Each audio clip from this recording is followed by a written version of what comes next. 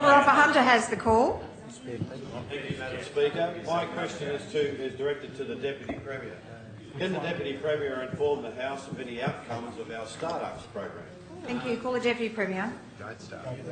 Morning, members. Thank you, Madam Speaker. Can I thank the member for Upper Hunter for his question. Again, a member that understands the importance of small business and innovation when it comes to driving jobs in the economy. And when you think about the region that he represents in the Upper Hunter, where mining, and off the back of the mining boom, we saw some of the greatest innovation changes and transformations where those businesses today that are the legacy left from the mining boom are part of the new world and new opportunities through robotics and innovation, advanced manufacturing, creating jobs, exporting, of course, product, and really setting Australia up in this state for a very successful, position when it comes to new innovation and technology.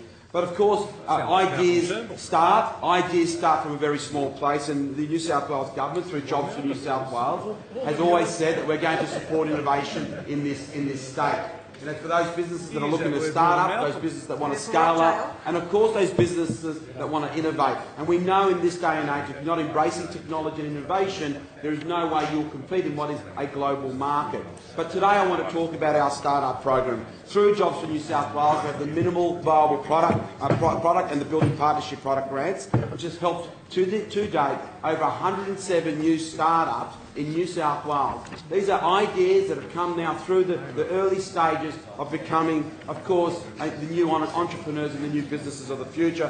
One, creating jobs, but most importantly, making sure that our economy transforms into the new economy that we know where the jobs of the future will be, Madam Speaker. And that is why it is important as a government that we, of course, support the startup world. And there's no question here in New South Wales and in Sydney, we represent 41% of the startup community right across Australia. There's no question we are the capital for startups. And the investment by this government that continues to reach out into regional areas like our Boost program, $12 billion, working with the university sector where their strength is research and data, then partnering with the ideas, the entrepreneurs, to make sure they become part of the fantastic startup story going forward. But Madam Speaker, this morning I had the privilege of being out on the North Shore with the candidate for North Shore, Felicity Wilson, where we visited a local new company, a new startup, Ripples Griffin, who's using, and I know the Minister for Finance loves the startup, loves his analytics.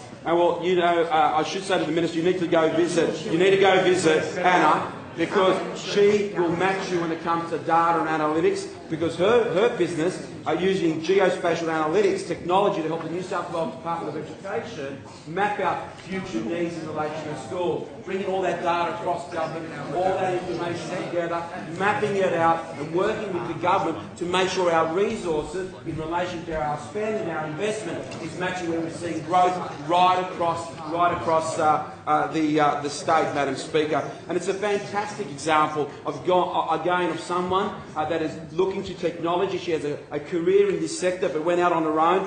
She's backed herself today.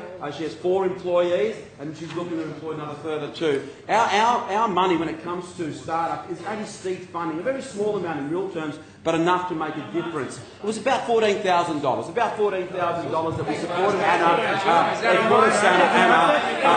with Ripples Griffin. Order, it's not in order for other members to be asking questions halfway through. Order. Make sure, Member Culver, a great startup story. And rather than seeing, of course, the brain drain that we often see in this space around innovation and through our, all our fantastic graduates, especially with those STEM skills, leaving our shore to go abroad, what Anna has done, she's got a Brazilian background, she's come to Australia, and now, not only starting this company, but she's going to start a company in Brazil to tap into the South American market. And she's a great example, Madam Speaker, of the type of people, the innovators, the ideas that we need as a state to continue to make sure that we continue to be the powerhouse for startups, the powerhouse for research, the powerhouse for innovation in this state. And Madam Speaker, these startups aren't just the hipsters of Sydney. Right across, of course, regional New South Wales, the investment that we're seeing in ideas like robo-technology, agri-science and digital innovation is a fantastic story. And down in Maringala, Madam Speaker, in the electorate of the member for Bega, there's a company called Slasher Tech. developing traffic drones and a robotic rubbish collection unit that could revolutionise maintenance of highways and roads for councils across Australia. Again, the ideas are now coming from the bush, from the regions. It's not always about Sydney. I know there's some great ideas in Sydney, but some of the great ideas also come from the regions, Madam Speaker. And we're committed to working with companies like Slasher Trek to make sure that they have the opportunities. Member for Madam Speaker, I seek an extension of time. 2 minutes is granted. Thank you, Madam Speaker. Madam Speaker, Slasher Trek is working with Transport for New South Wales. Again, this is about government. This isn't just the seed funding that we initially gave Slasher Trek through our Building Partnership program, which was about $98,000. I thought I'd let you know. Now there's an opportunity because they're working with, of course, Transport New South Wales and around a lot of new technologies where there are a lot of patents pending, but the opportunity then for this product to be exported to the US and Europe is an exciting opportunity for this business and, of course, this state, Madam Speaker. And it is about partnering. It is about making sure that those new ideas, those new start-ups are part of the new economy that we know as a nation that we should be proud of. We are a nation of innovators. We are a nation of ideas. We should not hide from that we can be the best in this space and we can be an exporter of those ideas. When it comes to advanced manufacturing, Madam Speaker, we can match it with the world. We can match it with the world. And we know we have the expertise,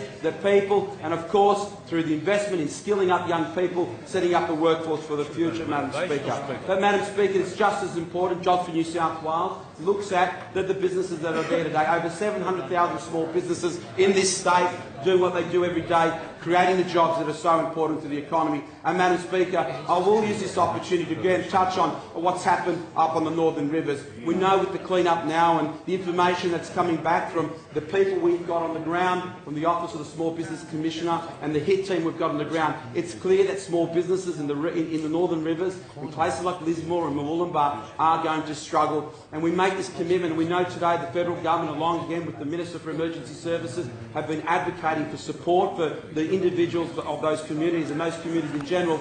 But I again assure the communities, the people of the Northern Rivers, that we have them in our thoughts and that in the next few days I'll be visiting and meeting up with some of those small businesses to see what we can do as a government to continue to support those businesses and those communities in the future. Thank you.